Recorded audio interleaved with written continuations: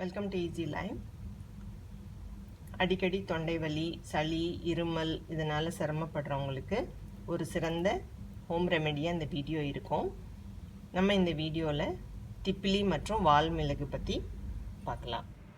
இது திப்பிலி, ஸோ இது வால் மிளகு.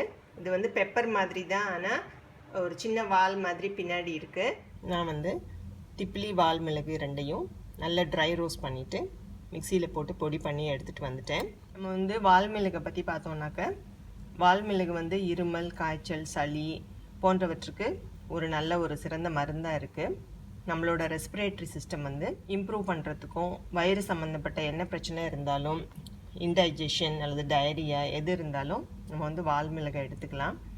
யூரினரி சிஸ்டமில் எதுவும் இன்ஃபெக்ஷன் இருந்தால் அதை சரி பண்ணுறதுக்கும் வால் மிளகு ஹெல்ப் பண்ணுது. அதே மாதிரி திப்பிலியை எடுத்துக்கிட்டோம்னாக்கா, சர்க்கரை நோயாளிகளுக்கு அவங்களோட பிளட் சுகர் லெவலை சீரான அளவில் இருக்க உதவியாக இருக்குது.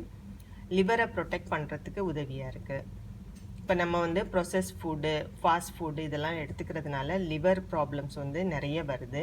அதை சரி பண்ணுறதுக்கு திப்பிலி உதவியாக இருக்கும்.